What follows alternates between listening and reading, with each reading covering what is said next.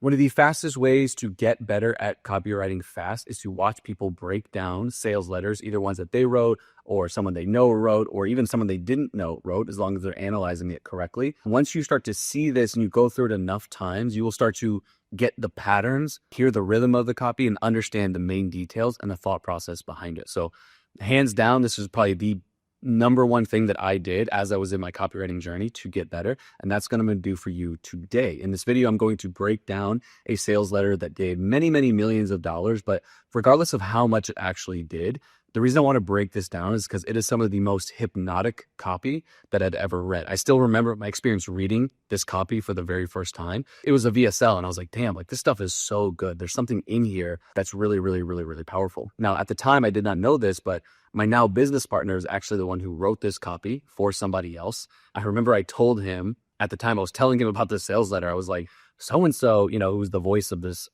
offer. I was like, they're actually a really good copywriter. And he laughed. He's like, oh, I actually wrote the sales letter. And so I'm honored. It's one of the things that he's done that I think is really, really good. And so we're just going to break it down today in as much detail as possible. And you're also going to get a chance to see my copy chief, the way I think about copy on different levels, which will be insanely valuable for you as well. Okay, so let's jump right in. Okay, so this is an offer for something that was called 1,000 buyers a day. It was basically an offer about how to build offers that are going to get 1,000 buyers a day. Now, this offer comes from Justin Goff, who was the previous owner along with Stephen Georgi, blah, blah, blah. You don't need to know all that history and lore. Just know that he created this offer. It was a pretty cool offer. And so the overall marketing, offer, positioning, that kind of stuff behind the scenes is pretty good.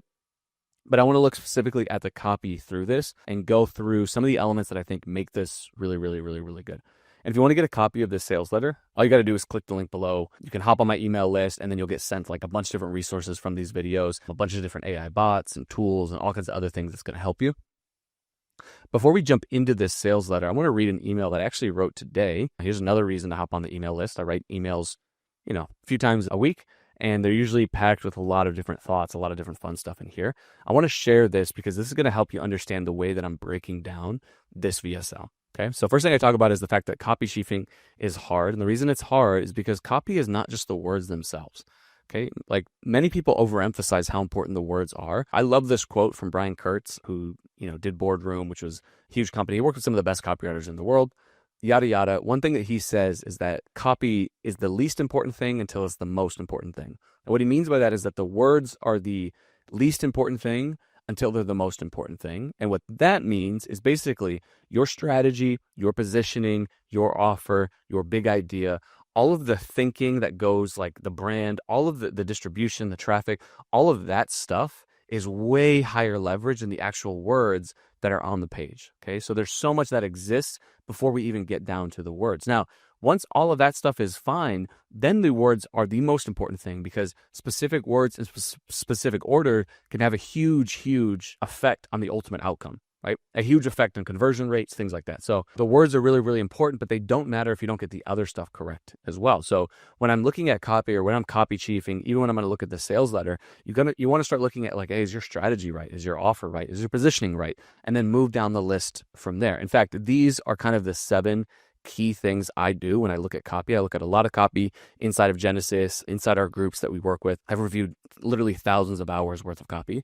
The first thing you look at is like these big chunky decisions. That's what I call them. So positioning, big idea, mechanism, story. Make sure that stuff is locked in. Of course, I'm ignoring the strategy and offer page or offer stuff. This is just when I'm looking at the copy itself.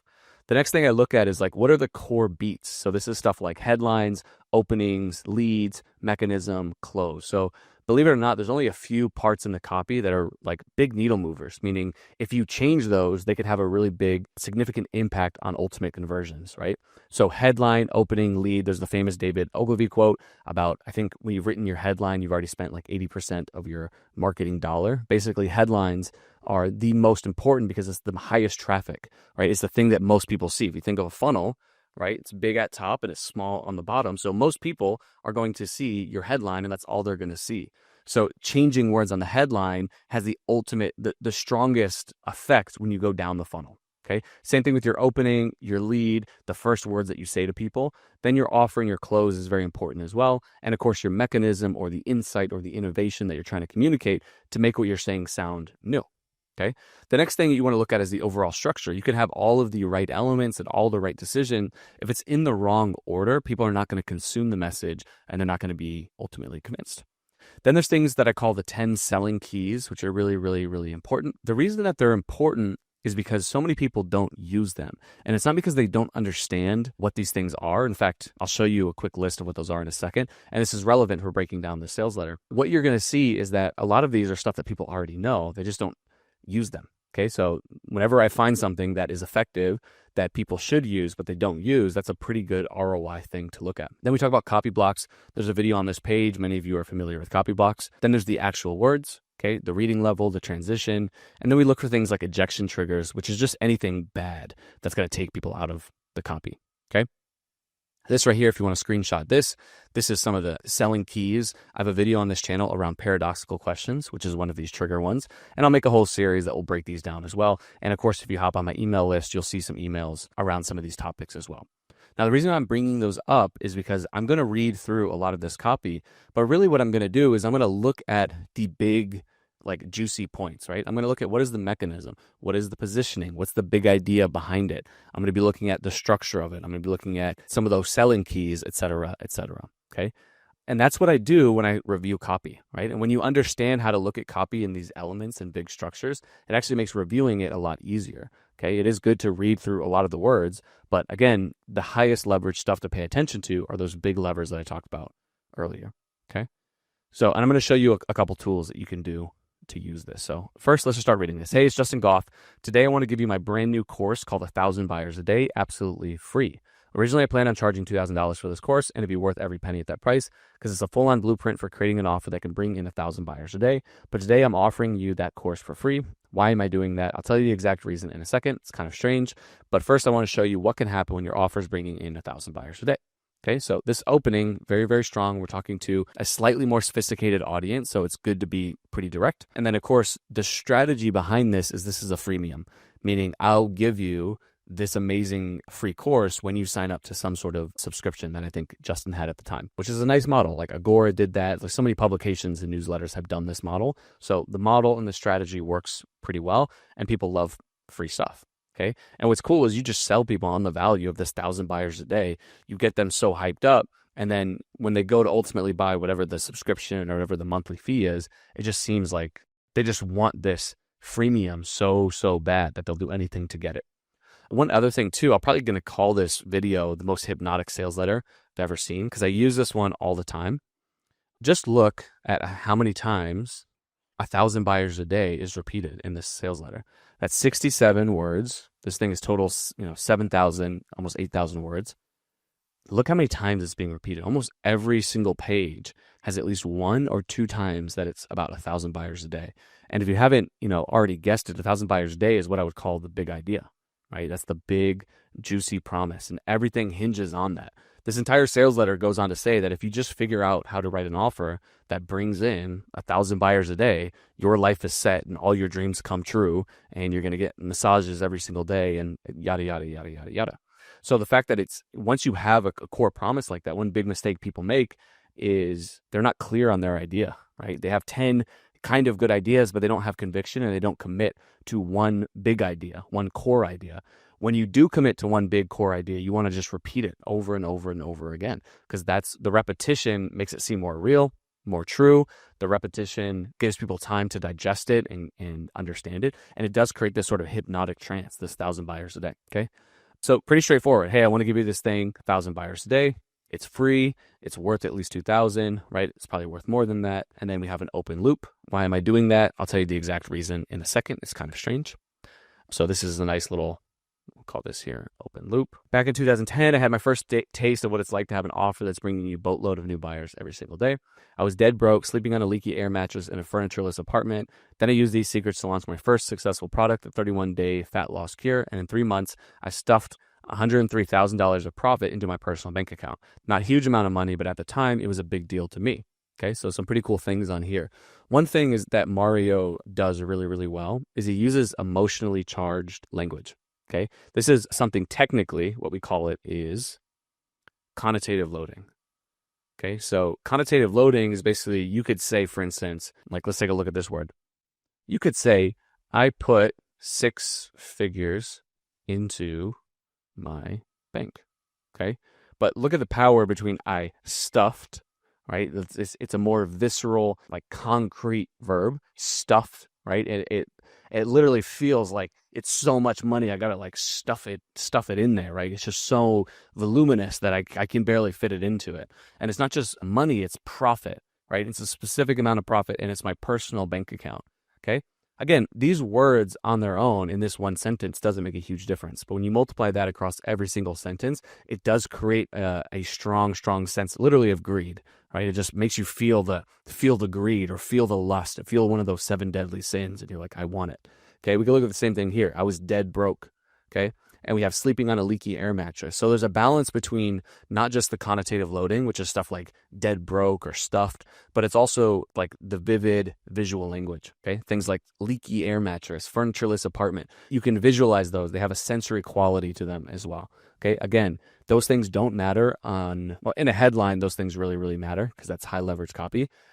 In every single sentence, is one sentence going to make the difference? No. But if you do that across 1,000 sentences, does that make a difference? Absolutely. Okay. So one thing to pay attention to. The other thing is this, not a huge amount of money, but at that time it was a big deal for me. This is really, really, really, really powerful stuff.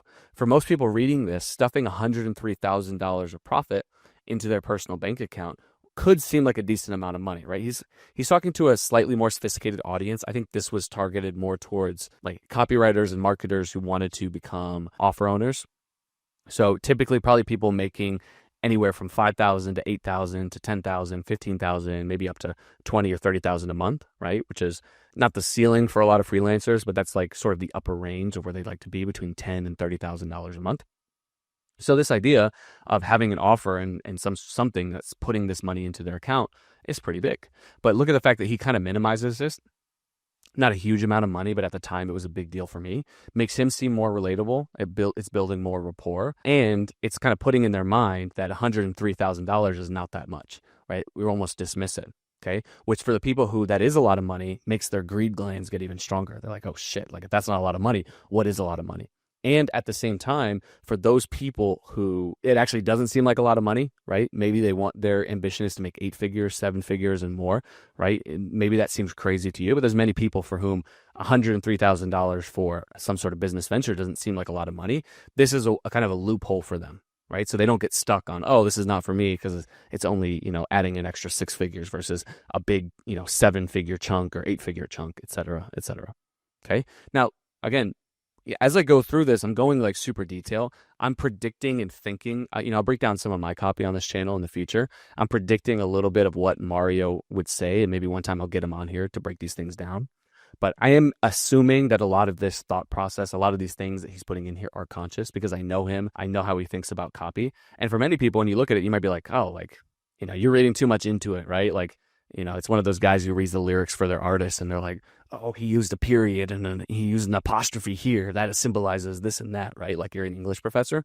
But I promise you, these are the things that advanced copywriters think about. These are things I know that I think about a lot of the times. I know that Mario thinks about these. I know that Stephen Georgi, my original mentor, thought about this. And pretty much any other copywriter I talk to who works at the highest level, they think a lot about these sort of subtle psychology things. And over time, it becomes more unconscious. So it's not, it's not something that you're constantly trying to think of, but what you train yourself to do is as you're writing, even though it's not a dialogue, you're imagining it is a dialogue. You're having a dialogue with people's internal monologue, which sounds complicated, but that's really what it is. You're always thinking about what is this person doing as I'm reading this, right? Or sorry, what are they thinking about as they're reading or as I'm speaking this? What's going through their mind? So even though it's not a back and forth conversation, you are talking to your best prediction of what's going on in their mind. And that's what builds amazing, amazing, amazing rapport. Mario is really, really good at that. And I'm sure we'll find some more examples. So let me keep reading.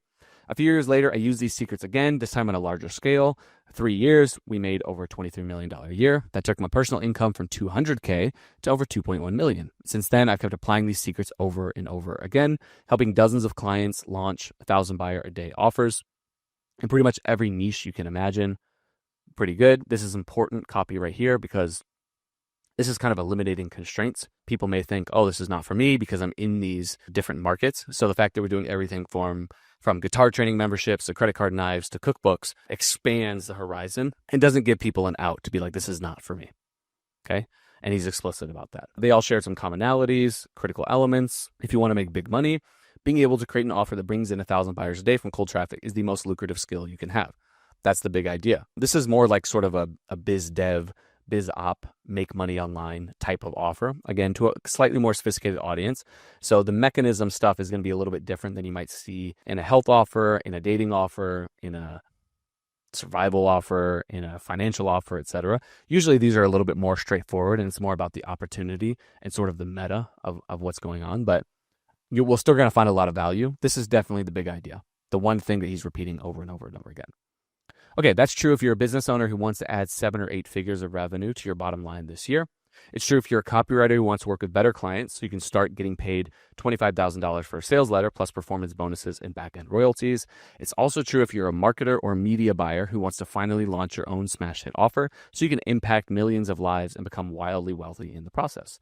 In fact, you can pretty much look at all the biggest names in our space, from Agora to Craig Clemens to the guys at V-Shred who are on track to hit $200 million a year. They're all big deals now, but at one point they were nobodies, and every one of them put themselves on the map the same way, by getting an offer to take on cold traffic and start bringing in hundreds or even thousands of buyers a day. That's how fortunes are made. That's how lives are changed. That's how regular Joes become marketing legends. One of the most important things that you can learn about copy is just how important constraints are. Okay. Again, there's a video that we have, and there's probably a link to a product below, which is like the PhD level version of Copybox. Constraints is one of those Copybox. The difference between constraints, which you need to know from objections and other things that people talk about, is constraints encompasses everything. So people a lot of times will talk about objections. Objections are typically about you or your product. I object to your product because it doesn't have X, or I object to you because you got, curly hair and a beard, right? Sorry. That's the objections. At the other extreme, you have things like, Hormozy talks about this in his $100 million offer equation, right? Which is time and effort, okay? I would also put money on there. These are the big 3, okay? Those are the other big objections that people have. So objections are ones around like you and the product, things they don't like or things they're skeptical of. Time, effort, and money, those are the big 3 things you need to address. Those are constraints. And there's another layer of these, which are basically, these are more internal. For us, we call them, these are in the resonance hierarchy. These are basically things like identity, experiences, beliefs, values, etc. These are more internal monologue kind of stuff. And you would be amazed at how influential these are in, fucking yourself out of a sale, basically, okay? Because if people have low self-esteem and they cannot have a belief that they're able to do something, then if you're promising them something that's outside of their scope of what's believable or their scope of what they're worth, right? Not to mention kind of trampling on their values at some point, they're not going to want to buy, right? And they will not even be aware of it. It's just as they're reading it, they're like, oh, this is not for me, because you're not creating this new possibility in their minds, right? Look at sales and look at marketing, right? Especially look at sales. If you look at all the best salespeople in the world, it's really about helping people get out of their own way and come to a place of commitment and conviction, going through the uncomfortable thing, right? So in copy, you don't exactly have the same sort of connection and the ability to go back and forth like you do on a sales conversation, but you're still doing a lot of that identity work. And typically what you're doing is you're creating the possibility, like, yes, you can do it, right? Like, we're opening things up, and that's why addressing constraints is so important.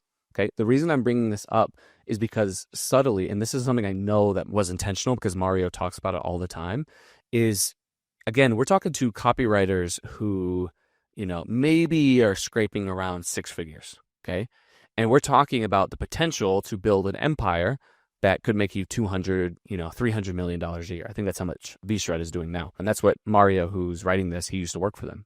Okay. So how do you connect the dots from someone who just made their first 6 figures and, it's kind of up and down and they're a little bit uncertain and they're like, I remember when I made my first 6 figures and it was like, oh, like, is this going to last? Like, this is different, right? For a lot of people, that's how it feels. Many people haven't even hit that mark. And you're talking about making $200 million a year. It seems just outside of their scope of reality. So how do you bridge those things together? Because, for some people, they will have the self-belief and the desire to make that much money, right? And that is a big, cool, like, greedy claim. However, you need to be careful in how you come out. Because if you come out the gate and say, I'm going to show you how to make $200 million a year, right? It literally doesn't matter if you signed a contract, which guaranteed they would make the money. And if they didn't make it in 30 days, like you would pay, like it doesn't even matter how much certainty there was. If their internal dialogue and internal belief and internal temperature does not accept it, they're going to reject the offer. Okay. It's just how these things work. So what you have to do is you have to use something called gradualization. Okay. I think this comes from Paris Lampropoulos, who's actually in one of our programs. Paris Lampropoulos, amazing, legendary copywriter. And I think gradualization is something that came from him. It has many different names. Basically what you do is you just start by making smaller promises. Okay. And then you can expand those promises as you move forward. Okay. So you start with a smaller promise and then you just expand and you kind of walk people into the possibility, right? And he's doing some of that on here. If you're a copywriter who just wants to make $25,000 for a sales letter, that may be like still pretty big for a lot of people, but it's within their realm of reality for the copywriter. And then slowly we're talking about, maybe making 100 or 1,000 buyers, right? Or maybe bringing up to $200 million a year. And we're emphasizing the fact that they're all big deals now, but at one point they were literal nobodies. Okay. And this is really, really important stuff. This is the addressing constraints. You want to be aware of that. And I would say out of all the copy blocks, this is the one that people usually miss the most. Okay. So it's the one that's the most important to kind of have a checklist for. Okay. So then we have some more examples just from my own personal circle. My buddy, Mike Geary, was an underpaid, underappreciated personal trainer going from client to client before he got his first offer, The Truth About Abs to Convert. Now Mike has multiple $1 million houses nestled, right? That's another one of those connotative words. Nestled just feels homely. It feels like a nest, right? Nestled. Those things are important. In the beautiful mountains of Utah. Mike loves skiing, so during ski season, he's up early and at the mountains 4 or 5 days a week. He spends most of his days skiing with friends and maybe 2 or 3 hours a day working on his offer. Sounds crazy, he can work so little, but that's the power of having an offer that consistently brings in, 1,000 buyers a day or more. Again, that hypnotic promise. Mike originally did this in 2008 with The Truth About Abs. Now he's still creating 1,000 buyer day offer with ebooks like Paleo Sweets and the gardening health cookbooks he does with Alternative Daily. Because of his ability, he lives a laid-back lifestyle. He's able to ski, travel, etc., etc. Okay, another example. My old partner, Alan Baylor, has a similar story in the survival niche. Alan used to work at a regular 9-to-5 job in Connecticut. He wasn't a copywriting whiz or anything like that, but after he was fired from his job for spending too much time on affiliate marketing, he decided to launch his first product in the survival niche. This was called Power for Patriots. This ebook eventually brought in 300,000 new buyers in a single year. Then he's created even more offers, etc., etc. He now has a $40 million plus survival company that churns out cash left and right. Again, look at that. Churns out cash left and right. Churns literally like it's cranking. It's a money machine churning out cash. Okay. And not just money, not just whatever. It's cash. It's a visceral, tangible, concrete. Here's another one. Chris Haddad, because he's a brilliant copywriter. He wrote it in the women's relationship niche. He's a shining example of a copywriter turned offer owner. And then my business partner, Copy Accelerator, Stefan Georgi, he's got good at creating his own offers. Stefan was cranking out 8 to 10 sales letters a month for a measly $1,000 per letter. That didn't make him rich. He only got rich once he was able to create his own offers and scale those babies up to 300, 500, even 1,000 buyers a day. It's paying off handsomely for him. In one of his recent emails, he said he pulled in $740,000 just in the month of May. That kind of money has allowed Stefan to live his dream life, driving a $100,000 Porsche, flying on private jets, buying a $3 million home on the beach in San Diego, and even setting up scholarships to help students at the college he went to. I can tell you dozens of stories like these. Again, when you're choosing these testimonials, you want to make sure to choose specific archetypes that will appeal to people. So this is probably one for like the wannabe slacker archetype, right? Somebody who just skis and travels and has fun. Somebody who wants to, run a really big survival company, copywriter, and another copywriter as well. Cool.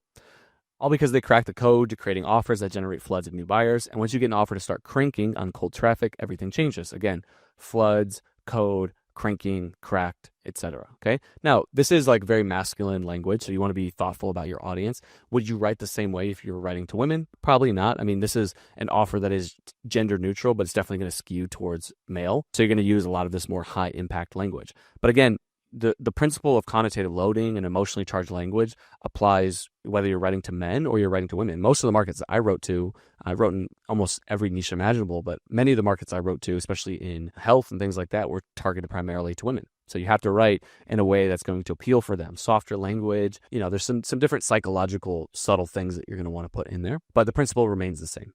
Okay. All right, let's keep going. With thousands of new customers consistently coming through the door, you're constantly pumping fresh blood into your email list. So your backend numbers explode too, because you're able to build a massive list of buyers. And not only does that list pump out big profits for you, it's also a sellable asset, which means you have the option to pull off what many entrepreneurs dream of, the lucrative multi-million-dollar exit. How do I know this? Well, I've done it. Like I mentioned earlier, I used to be a partner in a company called Patriot Health Alliance. And during that time, I put together an offer called Patriot Power Greens. Once I got that offer working on cold traffic, bringing up to 1,000 buyers a day, it carried us from under $1 million in sales to over $23 million in sales in less than 3 years. It was a hell of a ride. And at the end, I decided to cash out. And because that offer had brought in over 280,000 hungry buyers, I was able to sell my share of the company for close to $4 million. That was a real cash buyout too. I didn't get paid over 10 years or anything like that. Honestly, I'll never forget that day the money hit my bank account. It felt surreal. And having that big windfall of cash has allowed me to create some pretty incredible experiences. Okay, so look at all the experiences, how concrete and tangible they are. Okay, I rented a yacht at Mykonos, flew my dad to New York to see Bruce Springsteen, college football, getting my friends there. There were a lot of great pictures for all of this too. One of my Great Dane rescues I helped. Flying to Cabo, where I stayed at a 5-star resort with a personal butler. Honestly, if you told little Justin he'd be living the kind of life I live now, he would have laughed. He never would have believed it. This stuff is super important.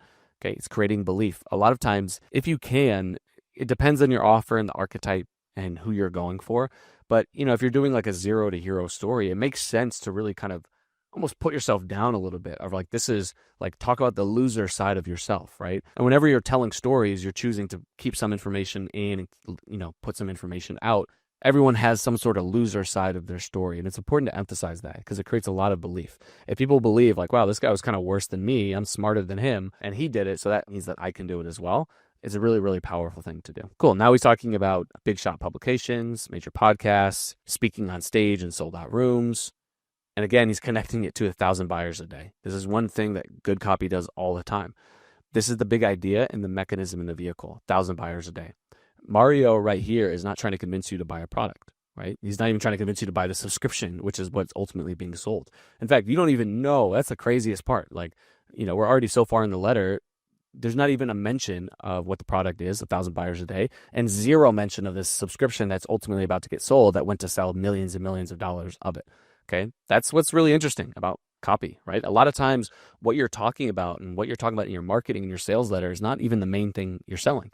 Okay, it's all the stuff beforehand. You're getting people to buy into a belief in a philosophy, in a worldview. You're changing their mind and kind of shaping their beliefs so that naturally when you present the thing, it just becomes a no-brainer. Okay, if they already believe that if I just have 1,000 buyers a day, I get to go sail on a yacht in Mykonos, make a multi-million-dollar exit and have everything, I would ever dream of. Then by the time you say, hey, this is my offer to get 1,000 buyers a day, they're already bought in. Okay, really, really, really important. And again, look at how we're hitting all of these different angles. We're talking about building a business, making money, helping friends, doing charity work, taking your dad, giving your dad something. We're talking about status because a lot of people, are really driven by status and recognition. We're talking about, big shot publications. We're talking about being on major podcasts. We're talking about speaking on stage in front of the smartest people on the planet. So Mario is really hitting every possible benefit and promise that could appeal to the widest swath of people. And again, reducing it all down to 1,000 buyers a day. It only takes one of these hit offers to give you everything you've ever wanted out of your business. And again, now he's being explicit about it. Money, impact, recognition. That's one thing you want to do in your copy is you want to talk implicitly and explicitly. Implicitly is you're talking about the visuals and the pictures and the paintings and the results of things that they could get and allowing their mind to fill in the blanks. And then you can also talk explicitly about it. I think it's good to do both. So Mario here is talking about, I was speaking on front of the stage and, hanging out with Dan Locke. He's not being explicit about it. He's being implicit here. But here, he's being explicit. This will give you recognition. And best of all, freedom. The freedom to do whatever it is you want. So hold on real quick. This is before I dive into this. One thing that you're going to see a lot of, especially if you're using AI to write copy, which is great. I'm going to show you some AI stuff in just a second. I use AI to write a lot of my stuff now. I think you're dumb if you're not using AI to write your copy. That's what my entire program is about. However, one thing you'll see is a lot of AI copy just fresh out the box, out the gate, starts with this emotional style copy. You feel like this. You wake up at 2:47 a.m. and the red glare on the alarm is looking at you and you're tossed and turned and frustrated that you're not going to be able to provide. Like, it's pretty good at some of those like basic sort of emotion and basic scenes. The problem is a lot of times it starts the copy, the email and things like that. This is what I call sort of like second person like diary, not diarrhea, but sometimes it is shitty copy, but like diary style copy. Like you feel like this and it's second person. So you're saying you and you and you and you. That stuff can be really, really powerful. The problem is so many people just put it early on in the copy. And if you just kind of come up to me, right? I go back to Robert Collier, who I was thinking was writing in like the early 1900s. You should read it. The Robert Collier letter books. Maybe I'll do a video breaking down some of those old copy books. But he talks about entering the conversation in people's mind, like literally imagining like two friends at a bar talking and you're going to come up and shuffle up to the bar. What's the first thing you're going to say to them to get their attention and then talk to them? If you just come out to a stranger and say, you feel sad and you feel depressed and you want the freedom and you want all this and you're talking in your ASMR voice and just trying to convince them, it's like, they're going to be like, fuck off. Like, who are you? I'm not interested in you. You don't have my trust. I don't know who you are. I don't know what you want. I don't understand any of that. Okay. So you need to be a little bit sneaky and a little bit sly, right? And getting people's attention.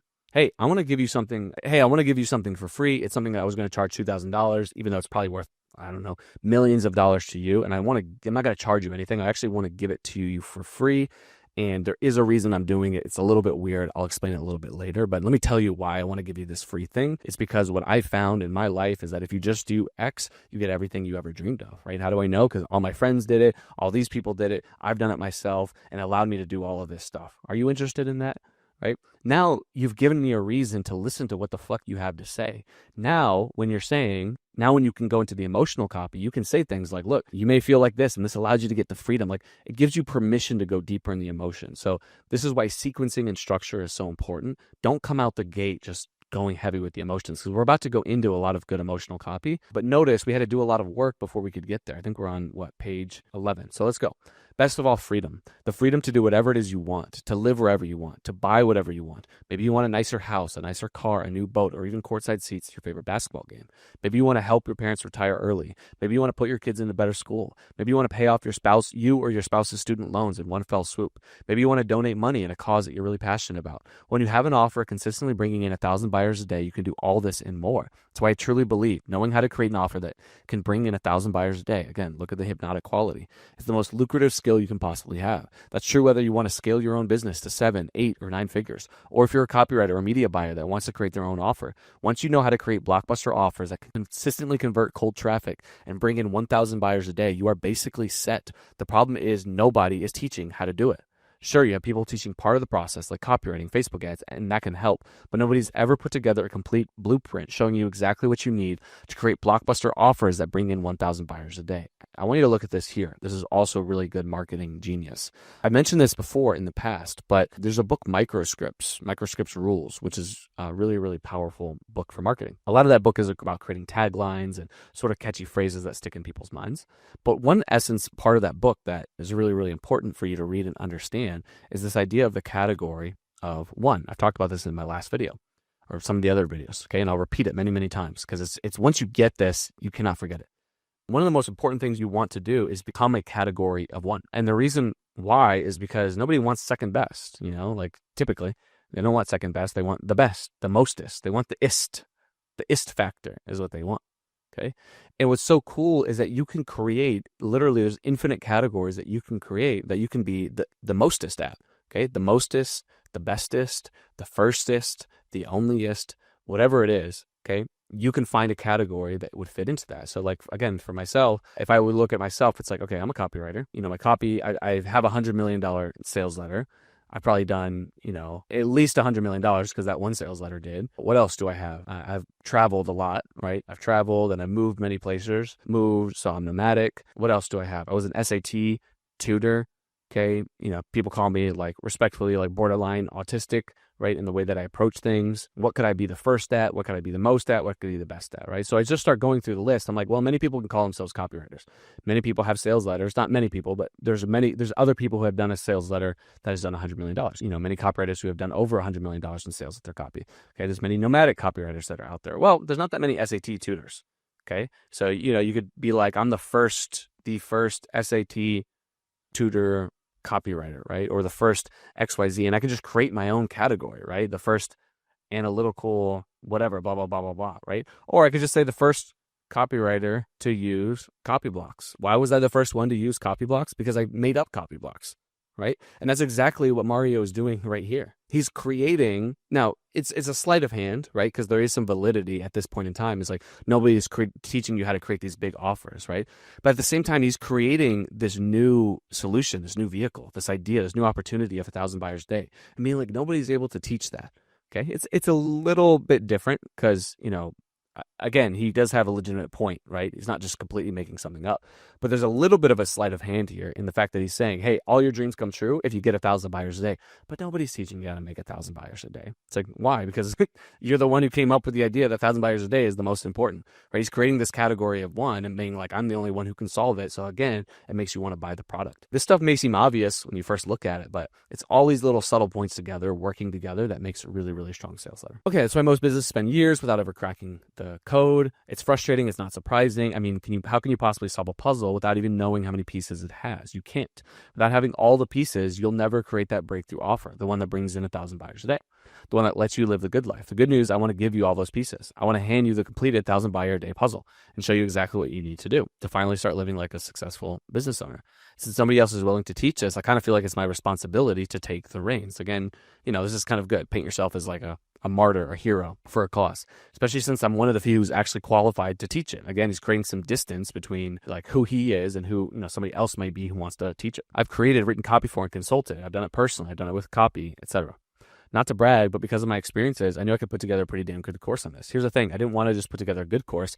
I wanted to create an incredible course. I wanted to deliver a blueprint that had more insight than just mine. So rather than just creating this course by myself, I decided to call in some reinforcements. Simply put, I assembled a super team of world-class marketers, all of whom have created offers that have brought in 1,000 buyers a day. These are the mad geniuses behind many of the most successful offers you see running online in all the most competitive niches.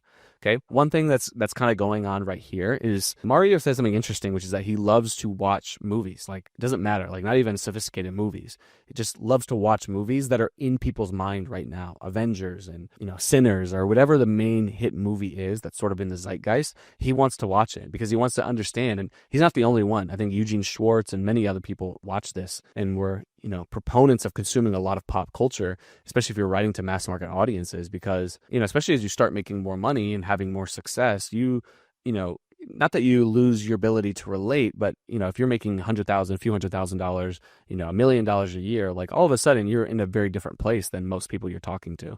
And so you can start to lose a little bit of touch or lose a little bit of what's going on in their mind. So being able to be connected to pop culture and being able to be connected to the patterns and the archetypes and, the way that people understand the world is super, super, super important. And at the same time, there are just these long-standing archetypes that have existed in storytelling. So for example, the reason I'm bringing this up is like when you think about like I have assembled a super team. It's very much like Avengers, right? I grabbed this huge, big super team. You can look at any heist movie. It's literally a beat in heist movies, like assembling the team. That has sort of like a cinematic quality to it about like, I'm just grabbing and assembling this big team. And I've seen this work in supplement copy. I've seen it work here and many other places. This idea of like, I'm just gathering this like really cool, badass team. And, I got the sniper guy over here and I got the robo guy and the guy who can be small and the person who does magic and the really smart one and the really witty one, right? I'm assembling this different team and it has this sort of like almost cinematic appeal to it.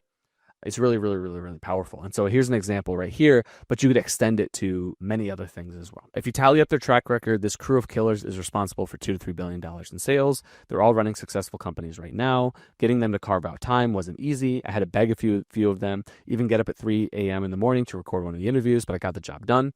Took me nearly 8 months to put all of this together, a lot of interviews and intense collaboration, but it's all ready for you now. Again, as much as you can show the effort and the struggle that went into your product, it just makes it seem all the more valuable. Without further ado, here's the superstar marketers that help with this 1,000 buyers a day course. We have Joe Schriefer, Jordan Hall, Rudy Maurer, Dan Reutman, Chris Haddad, Jay Diebold, Stefan Georgi, etc., etc. And then he introduces the course, 1,000 buyers a day. The first ever, right? We're the firstest step-by-step blueprint for creating blockbuster offers that can bring in 1,000 new buyers a day from cold traffic. He can say this because it's probably the only program in the world, and it really is probably the first one dedicated to how to bring in 1,000 new buyers a day from cold traffic. Is it the first ever course designed to show you how to launch an offer? Probably not. Is it the first ever course designed to help you build 1,000 buyers a day? Yes, because he created that category. I'm going to smooth out through some of these. You're going to see some pretty cool fascinations. These are sort of like more like module titles, but they kind of read like fascinations.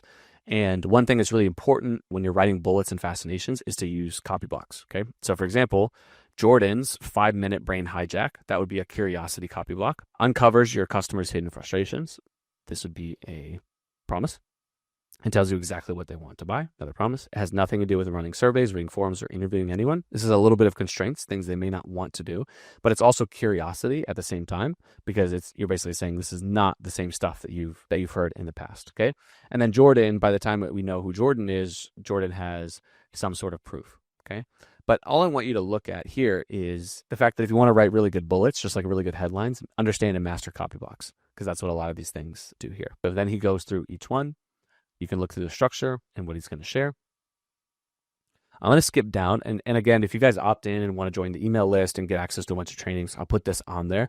Just you can't share it with anyone. You can read it a little bit more on your own time, which I think is powerful. Let's read this. I want to give you 1,000 buyers a day for free. Why would I do that? Why would I give you this course for free? Simple. It's a blatant bribe. I like stuff like that. It's a good pattern interrupt. Mario says he does this all the time. Again, going back to what I said before, you try to predict what people think you're going to say, and then you just kind of say the opposite, right? You hit them with something that's sort of like left field, or you get kind of meta with people, right? People, especially when you're talking to marketers and copywriters who have seen a lot of this stuff, and frankly, everyone is becoming more sophisticated with advertising. It makes a lot of sense to get a little bit meta and break the fourth wall and kind of talk directly to people. So you could be here like, why would I get this valuable course for free? Well, it's because I care so much and I've been through this program and I want you to.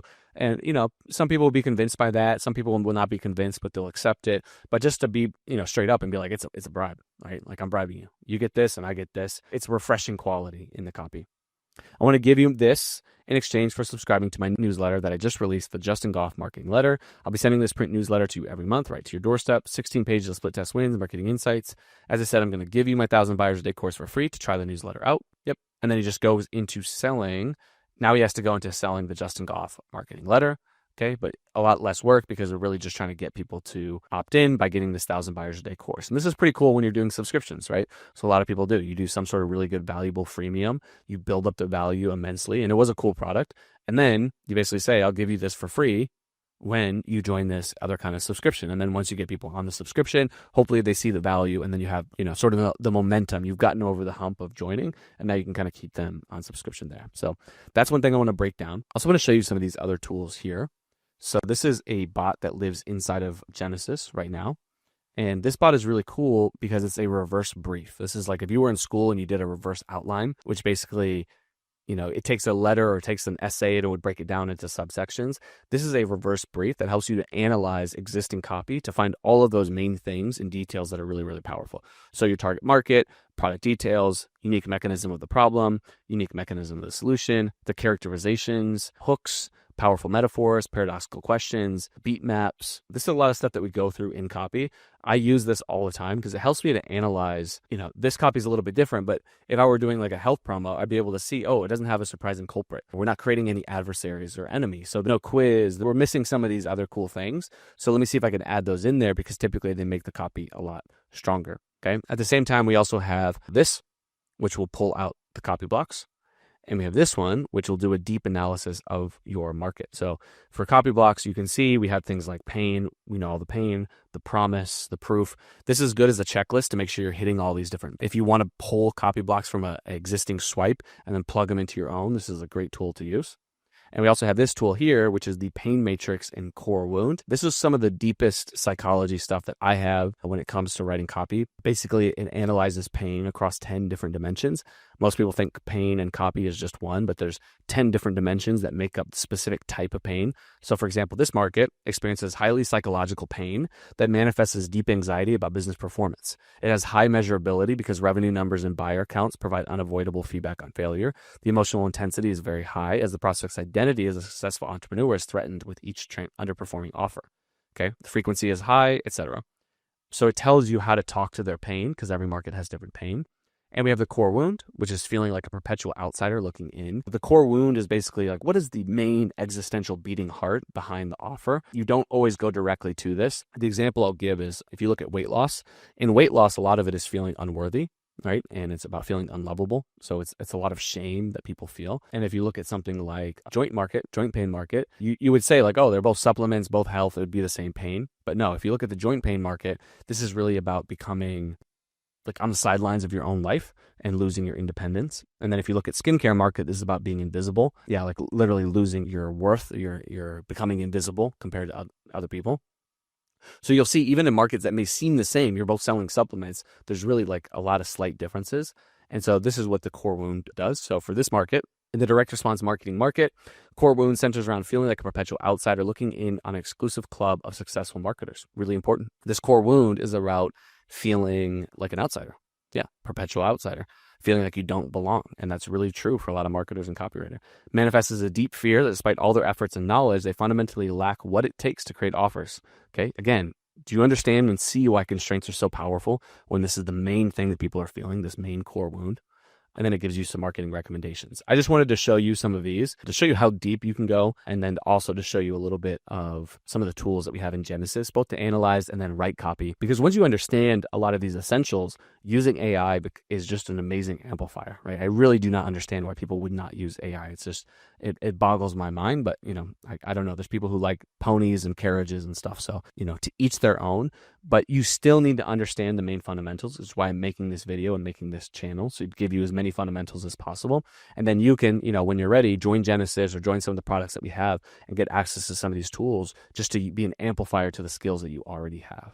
Okay. Hopefully that was interesting. Like I said, if you want to read this, you can opt into the newsletter below. And then put in the comments too if you like this, right? I have a lot of different content ideas and videos I want to make, including videos like this where I'm breaking down copy or reviewing your own copy, et cetera, et cetera. So yeah, I would love to hear how this was helpful for you, what your biggest takeaway is, and what other kind of videos you want to see. Again, thank you so much for your time as always. Peace.